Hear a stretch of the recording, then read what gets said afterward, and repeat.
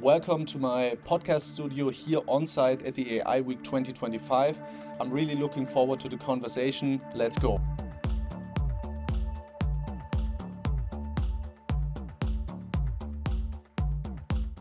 Julia, thank you very much for coming to my little podcast studio here that we have on site at the AI Week. Pleasure to have you. Maybe we could start by could quickly introduce yourself, your role, what are you doing at Commerzbank, and follow-up question, what is it that excites you the most about AI? Yeah, and thanks a lot for having me in your tiny little podcast studio. It's really fun being here. I'm Julia Sterlin. I work in Commerzbank as head of AI strategy and governance. So our work, I would say, divides in three pillars. We do AI strategy, so answering the question, what does the bank need to make AI big and to make it not even big, but also impactful? The second question is or pillar, as you might want to call it, is AI culture and literacy. So, how can we skill our coworkers to use AI to make the most out of it? And the third thing is AI governance. It might not sound the most fun part because people usually don't like governance. And I also have a colleague also working in data governance who always says, if you work in governance, you only have the choice between beloved or well known. And since you work in governance, choice is made for you for well known. Okay. But we still try to make it also fun and interesting, and we try to make it also impactful and meaningful for the people who have to fulfill it. But there we still have a way to go, I believe. What excites you the most about AI? I mean, you work in AI pretty much all day long, and you probably also follow the things that are happening out there. So, what is it that excites you about this technology? So what excites me most is the variety of options you have. So when these picture generator models came out, like let's say the first ones that were actually quite good working, couldn't stop making pictures myself, to be honest. And now all of the time there's something else coming up, something else to investigate, and you have so much choice and so much creativity to use. And I think you have endless options to use AI, at least not only private, but also in corporate life. Yeah, absolutely. This is also something that I discussed with another participant here. It's like the spectrum of what AI can do is so huge, and not and I mean at the time in our like bubble, we are mostly discussing how AI can be implemented in business processes and stuff like that.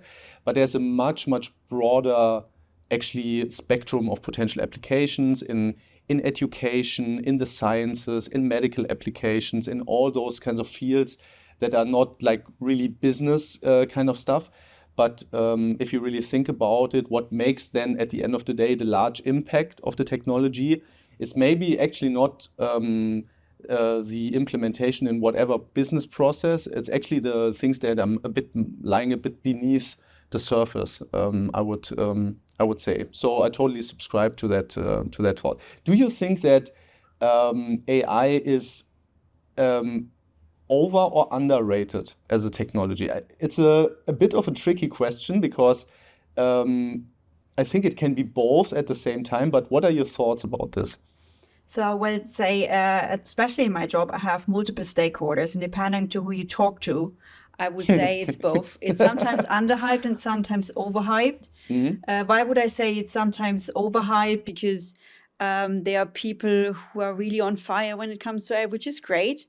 But sometimes the perception is AI is going to solve all the problems without any efforts, which is most of the time not true. You have to redesign processes, you have to find compliance solutions, you have to think about your IT stack and where to build it, where to buy it. So a lot of questions to tackle too, and it's not like snipping and all your problems are gone. So you have to spend a bit more on that. And then sometimes I have the feeling it's underrated. If you meet people who really think that it's not going to change their lives at all, there I really sometimes cannot understand these kind of conversations, because I think definitely AI is going to change like literally everything we are going to do. So engaging into it should be everyone's interest. And this is what I sometimes believe that's a bit underrated, because sometimes people feel far away from these IT topics. And honestly, of course, it's IT, but it's so close to your actual daily life that you don't even recognize it any longer. And this bias that you just start not recognizing any longer is, I think, what makes it a bit underhyped sometimes. Yeah, I think so too. And also, what's kind of an interesting thing is that you have like this kind of B2B adoption of the technology, but you also have a very large B2C momentum of AI technology. I mean, everyone is using whatever language model, ChatGPT or something else, also in their private lives a lot. And I have kind of the feeling that it kind of swaps sometimes into the businesses. Some of them probably also as the Commerzbank who have started the journey also some time ago, but then also companies where they can get kind of overswapped by the technology. And there's this new kind of thing like shadow AI, like that people are using whatever AI tool for their corporate work, even though the company has not really adopted it yet. So there's like a lot of like movement in every part is a moving target. I have the feeling, but I also think that it's a bit of both at the same time. Question: when we speak about Commerzbank, maybe also for the people out there, how big is AI at the Commerzbank? So just a simple question because I think many people don't really know how much like effort and energy is being put into the topic. Maybe you can share some of the things that you are doing there. Yeah, so maybe let's walk down memory lane. We started to found the big data and advanced analytics area in 2017. That's early. That is quite early for at least the banks, especially the European banks. And I had to make a choice because on the agenda is just my our former founder speaking at the moment. So this is one of the choices I had to make. I'm here now with you. So well, and he really started building up the team from scratch, and he hired people who had the willingness and the motivation to change things. And he also gave us the room to experiment, where, let's say, for us, AI was still, in, let's say, in some sort of experimentation phase where we try to build our own AI models at scale and these kind of things. And then, of course, like Gen AI, hype, race, boom, whatever you want to call it, like everyone has his own ChatGPT moment, I believe. So then this became bigger and bigger. And now we have been moving from a central, we build all the AI in one team approach to a decentralized approach. So we are still the center of competence for AI in Commerzbank, headed by our chief data and AI officer, who's coming on Thursday. So, but the idea is to enable other divisions, also from the other IT departments, to use more AI and how to do that compliantly, to enable them also to fulfill the regulation. Because of course we are banks. We do have a couple of those, and it's not only EU AI Act, and making that safe and sound is also part of the story and also part of the success. If you want to be successful, just doing a proof of concept with dummy data will not be the final thing you do, right? Because you have to bring it compliantly into production, into the banking systems. Follow-up question here. Do you think it's, or maybe phrase the question differently, so you move from a centralized to a more decentralized approach. What was the considerations behind that? Is it that you can scale it better, or what were your thoughts in doing that? with especially generative AI, we have the situation that AI is really literally anywhere. It can be, if you have like, let's say roughly, you have 3 different types of AI in Commerzbank. You have the things that you completely build on from your own data with your own model. Then you have vendor software you just buy. Sometimes you buy it for the AI component because it's good. Sometimes you just buy a vendor software because you need a vendor software. But AI will be embedded in all of these sooner or later. And then you have the things in the middle where you have AI components which you build together with your models, with your IT, and which make then a product out of that is sort of in the middle. So, and all of these things are really important. And not of all of them you will ever see as one of our customers. There are these cases which every customer can see, like the avatar who's having a show and a box or stand outside on Thursday, which is the avatar who is actually talking to our customers in the banking app. But we also have a lot of things when it comes to document analytics. We have huge amounts of documents we have to process in Commerzbank. And of course, we still have a lot of things that nobody will ever see when it comes to, for example, fraud prevention, fraud detection, huge amounts of data. This is classical AI field. Or formerly, we used to call it a classical big data case, right? Yeah. Also, the how you call it, nomenclature changed a little bit. Like, at first it was like then big data, then we had data science, then we had machine learning. Now we have AI. Interestingly, yesterday also on stage was a guy from Silicon Valley, and on their website they're already on like ASI, right? So they are again like 2 or 3 steps ahead of the curve in what they at least claiming to do. What do you think is the role of the strategy and governance initiative in your organization? You mentioned it a little bit that you have these kind of 3 pillars.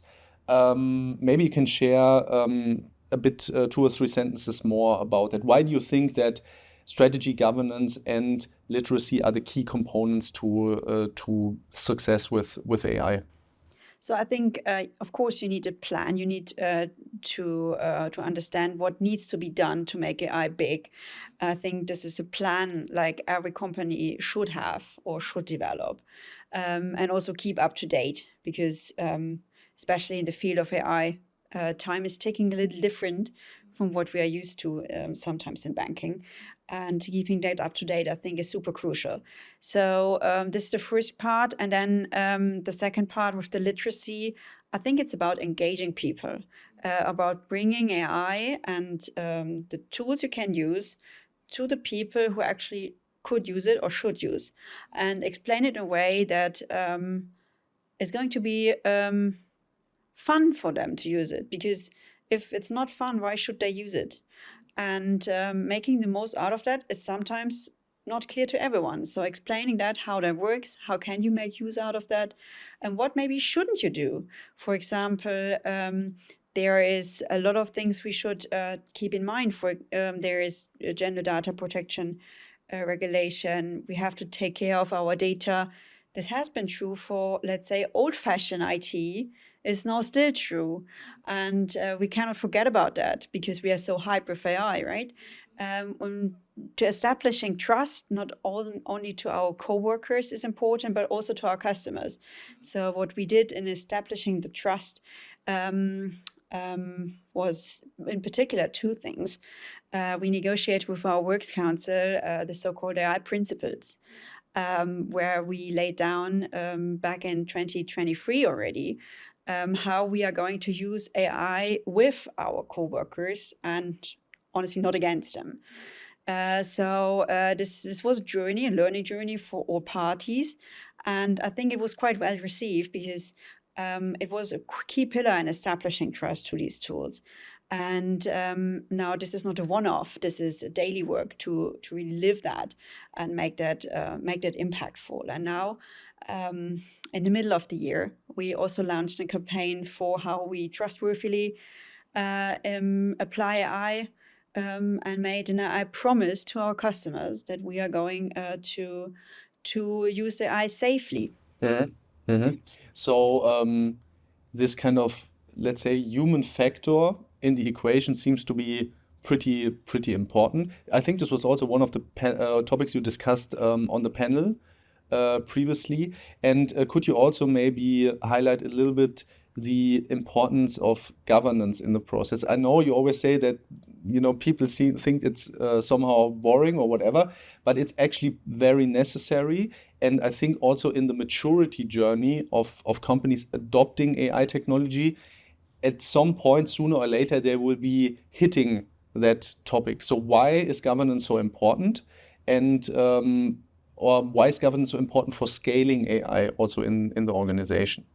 Yeah, so we took AI governance super seriously already when we started our AI journey with founding the team, and we have our internal guidelines live since a couple of years already on how to deal with AI, how to make them trustworthy, and it starts with how risky is your application from AI model perspective, because some of them are, some of them they are not, and then they have less or more things to fulfill. And it also tries to get to the bottom, is that really even AI? This is one of the first questions, because when we talk about AI, like these days, everything seems to be AI, and everyone is putting a sticker which says it's AI inside. And it's a bit like a strange sort of quality seal, because if it's like a made-up decision tree by a human, it could be great decision tree by a human, and you should even use it. But for me, that wouldn't qualify as AI, and then we shouldn't say it's AI. We should just still use it because it's impactful and meaningful. And I think not everything needs to be solved with AI. So that we have to find a way that is bringing the benefits, the best benefits. And of course, there's a lot of AI or talks about EU regulation, AI Act. And of course, we are taking that serious too. I love it, and sometimes I feel some challenges with that, to be honest. So the part why I love it, and honestly, I do governance on a daily basis, so I can understand people who love and hate it at the same time, I believe, from the inside out. It's the act is talking about human rights and safeguarding the European people, and fulfilling like their democratic views and protecting it. So you're not going to be spied on by the government, at least not when it's not about terrorist fighting or something like that. So I think this is something we could and should all agree to, like this prohibited AI. I cannot imagine any big companies to suffer from these rules. It's something we would never do anyway, right? And then there's this high risk, and I can also understand why they say there's a particular attention to be paid when it's about critical infrastructure. When this breaks down due to AI, we should better keep an eye on that, right? And it's also about education. It's also about job applications. It's also about creditworthiness assessments and credit scoring. I can't completely understand that. However, when it comes to fulfilling these rules, it's not always easy, because it's not always that clear. There's a lot of overlaps with existing regulation. For example, we in banking, our credit scoring models and creditworthiness models are regulated for a long time now, and they are really strongly regulated. And we have a lot of people looking into how this has been fulfilled. We have second line of defense looking into these models from model validation point of view. Then we have a third line of defense, which is internal audit, and we are even audited by the joint supervisory team from the central banks. So I would say there's not even much you can add to that. So from that perspective, the AI Act is not a big surprise to us. But when you look into these other things which are a bit unclear, like the Zenelec standards, they are being postponed at the moment. We really don't exactly know what they are going to be. So maybe for the people who don't know the Zenelec standards, it's if you comply with the Zenelec standards for high-risk AI cases, you have the presumption of conformity with the AI Act. So if you don't know what to fulfill, you have to assume what is a good standard. So this is what we did in the past, what we're still doing. We make our own rules and say, okay, we have to fulfill these things like human oversight, transparency, explainability, and these kind of things.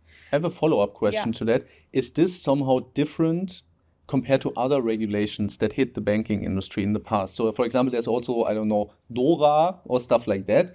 So, is there something specific about the AI Act in the way it's being like created or came into effect that has a different aspect to it?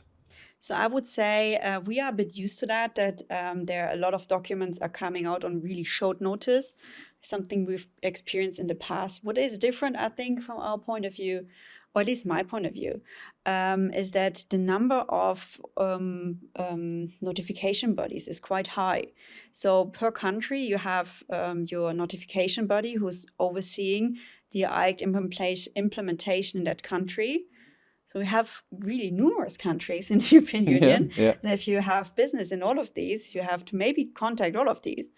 And then, of course, when it's a banking case, you have to talk to your banking authorities, which you do anyway. But then for the other cases, it might be different authorities. And you also have to register some of your cases in the AI office in Brussels of the European Commission. We are part of one of the banking federations we are part of. They made a list of all the bodies we might have to contact in each country, and they ended up with a 33 or 36 pages document, just only listing per country all these bodies. And I think this is something we rarely have because we are used to our usual standard setters and regulators. Yeah, that's crazy. I mean, for the follow-up question that you probably also get asked a lot of time, is this creating uncertainty or is this uncertainty really a problem? Because I also get different opinions about that. Some people say, well, right, we are bank, we are regulated anyways in any way you can imagine. Is this putting or dampening the speed of adoption of AI somehow? Or do you say, well, we started the journey already, we will implement it now, and we are actually on a good track? Yeah, so I would also say we are on a good track here. Of course, we still need to have an ear from whatever paper comes out on Brussels to clarify some of the aspects, and then we need to validate whether our anticipations are the right ones or whether we need to change some things. But of course, it's quite a lot to deal with, and I can imagine that smaller companies do have some difficulties when it comes to that. Yeah, absolutely. I mean, banking industry is one of the super heavy regulated industries. There are also other industries who are not that regulated, or even very small or smaller companies that feel a bit overwhelmed, or where the uncertainty is even higher, especially, for example, when I also engage a lot with like startup companies, like very innovative, super fast companies, and they, of course, some don't have the resources to fully understand the impact, like engaging with large lawyering companies and stuff like that. So they cannot really understand the true impact of that. Whereas a larger corporate, you typically have your processes, you have your lawyers you can talk to, and so on and so on. It's much kind of easier to then just understand, do we need to do something? If yes, what we need to do, and then just to execute. I would also go to another aspect, which is of course the impact of AI.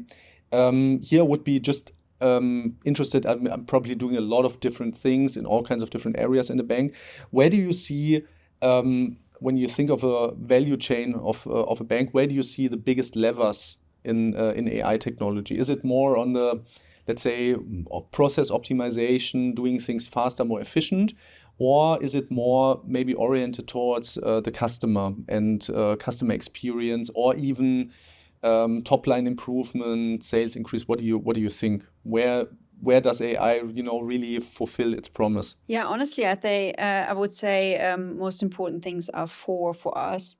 It's of course with marketing to really actually personalize user experience, for our customers. Then the other thing I mentioned already, the fighting fraud and fraudsters, where of course these people who really try to make bad things are all using all tools they have. So we have to fight back with equal tools, Yeah. right, or Is better it that? ones. Is this such a big thing? Yeah, so it's a thing you will never see, Yes. right? But it's definitely a huge thing for banks to take care of. And then, of course, it's in risk quantification, risk modeling. This is the world I come from. I was trained in financial math. And so the more complex reality is, the more weaknesses you will have with linear models, and the more it gets wrong. So actually having better models will be fitting better to reality. So, or at least non-linear models will be a better fit to a non-linear world. So I think with risk quantification, there we have still a lot to do. And then in the last but not least part, it's of course the process optimization. We are such a heavy document driven company with all the things you have to hand in when you want to have a private loan, or when you are a corporate customer with all our know your customer obligations. We have to dig deep. There's so much to be done there, and so much we already do. That's super interesting. Like also the variety of potential applications.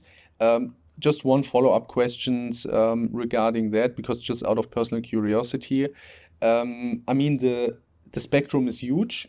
How do you decide what to do? So, or do you have some kind of prioritization logic of cases, or how do you approach? Okay, we are investing here and here. So how do you approach that? Yeah, so I think there are two answers to that. Some things we are really investigating for strategic reasons, to even find out on how far can we get there when something completely new comes up. And the other cases, like the actual use cases, there we are looking into questions like, do we make build or buy decisions? What tools do we already have? So we try to avoid doing double work because we're such a huge company. So the ideas you had when you come up with a use case idea maybe is implemented somewhere else already. So this is like the first things we are checking. And of course, we try not to have totally fragmented IT. So of course, we try to cluster around the tools we know, and to have the experts being trained on like 2, 3 platforms and not 20. I think that's really interesting to understand, because companies are doing that very differently. Some very kind of like structured, they're collecting all of the use cases in whatever like management tool, which some of them have. Other are very opportunistic and are also very decentralized in execution of use case. So it's that's why I just wanted to know it. All right, so we have to move towards the closing of this toward interview. One questions I also ask all of the participants. I mean, you're probably a very busy person, I can assume. Still, you found time to carve out from your calendar to attend here this conference.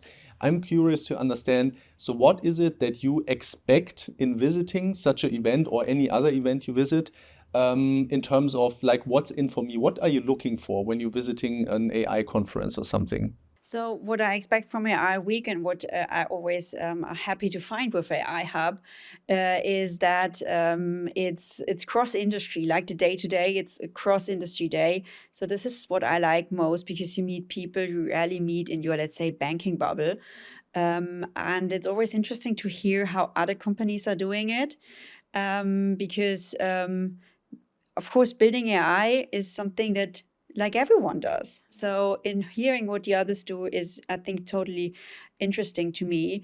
And this is why I love that cross-industry ecosystem you are building here. Have you learned something interesting today? Oh, yes, I did. Okay, very good. Can you share what it was? Or So what I really liked most during the day was the workshop done by Stephanie Babka and her ah, yeah. colleagues. Done it. about AI governance. So of course they're also doing AI governance. They have some things they do similar to ours, some things they do differently, and I think this is super interesting to share what worked, what didn't work, and to find out you're not alone in these fields. That's so great to hear because, I mean, at the end of the day, what we also want to achieve with our network and ecosystem is exactly that kind of exchange, first of all, but then ultimately to actually accelerate the adoption of the technology. Because if people start to talk to each other, you actually always learn something interesting out of that. You can take it home and, trying to do things maybe a little better. Last question. Also a cross-sectional question. What do you think, or if you could choose one thing that AI could solve, like either for you or I don't know, for your company or for all of humanity, what would that be? What's the one thing that AI should be solving? So honestly, if you ask for humanity, then that's a hard one, right? There are a lot of challenges to tackle. Then I would definitely say cancer, right? Because this is increasing numbers, especially with young adults. I just read yesterday. But for me personally, it could also solve a lot of things, I believe. Um, for example, my gardening problems. Okay. Because I moved into we built a house a couple of years back, and gardening is still an issue because we neither have time nor knowledge on how to do that. So we rely a lot of on AI tools and pictures I do on what is this plant having for problem and what can I do because it looks quite bad. Okay. And sometimes I have successes on it, sometimes I don't. Um, yeah, let's see. Yeah, that's actually pretty cool. Like AI gardening, maybe a new trending topic. We will see. So, Julia, thank you very much for attending. It was great talking to you. Really interesting conversation, and I wish you an interesting day today and also on Thursday when we do the banking and finance day. And again, thank you also for your support as an AI hub partner in our ecosystem. Really appreciate it, and looking forward to collaborating in the future. Thank you so much. Thank you. Thank you. If you want to see more interesting content about AI, all of the presentations from AI Week, all of the keynotes, all of the panel discussions, go to our website and check out the videos.